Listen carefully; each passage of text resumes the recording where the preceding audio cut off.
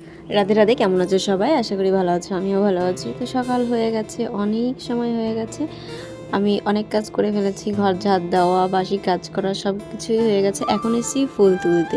ভাবলাম চলো ফুলটা তুলে নিই আগে। আর ফুলটা তুলতেই এসেছি। আর কি বলো তো, ফুলটা যদি একটু সকাল সকাল না তুলি, বাড়ির মধ্যে ঢুকে সবাই ফুলগুলো তুলে নিয়ে যায়, লাস্টে আমরা এই ফুল পাই না।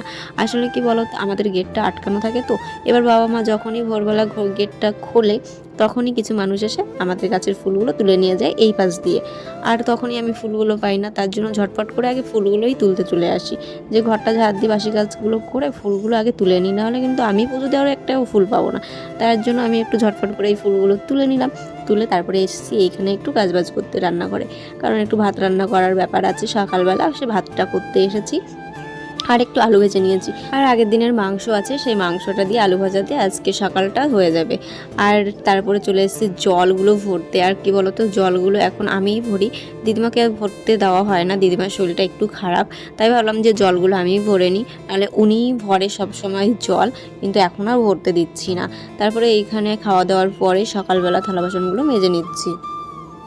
সবারই প্রায় খাওয়া হয়ে গেছে, তাই ভাবলাম চলো থালা বাসনগুলো বেসিনে পড়ে আছে, তাহলে থালা বাসনগুলো এখন ভালো করে একটু মেজে নিই। কারণ সকালবেলা কিন্তু আমার অনেকগুলো থালা বাসন মাজা লাগে, কারণ কি বলো তো, এই সকালবেলা আবার কত চা বানানো হয়, তারপরে আবার খাওয়া দাওয়া থালা বাসন তো থাকেই, সেগুলো ধুয়ে টুয়ে তারপরে স্নান করে তারপরে চলে এসেছি আবার রান্না করতে। আর এই যে ফুলের বড়াগুলো দেখলে, এটা কিন্তু আমাদেরই কুমড়ো গাছের ফুল। আর এই কুমড়ো গাছের ফুলের বড়া খেতে কিন্তু ভীষণ ভালো লাগে। তারপরে আমার পুচকুমা এসেছে আজকে আবার বাড়িতে, পুচকুমাকে নিয়ে এসেছে। পুচকুমা অনেক দিন হয়ে গেছে আমাদের বাড়িতে আসে না, তাই ভাবলাম যে আজকে তোমাদের দাদাভাই যেহেতু বাড়িতে আছে, তাই গাড়িতে করে নিয়ে এসেছে। আর এখানে আমি ইচকোর চিংড়ি রান্না করেছি আজকেও।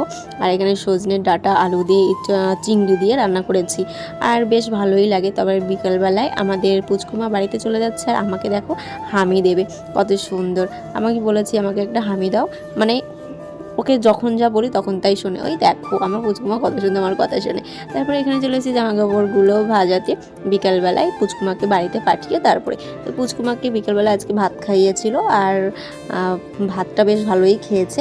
তো তারপরে এখানে জামা কাপড়গুলো ভাজাতে এসেছি। আর ছেলেরা আজকে 3টে থেকে পড়া ছিল, সে 3টের সময় বেরিয়ে গেছে বাড়ির থেকে, আর রাত্রে আসবে একেবারে। তারপরে এখানে তোমাদের দাদাভাই আমাকে একটা ল্যাংচা এনে দিয়েছে, তাই আমি বসে বসে খাচ্ছি।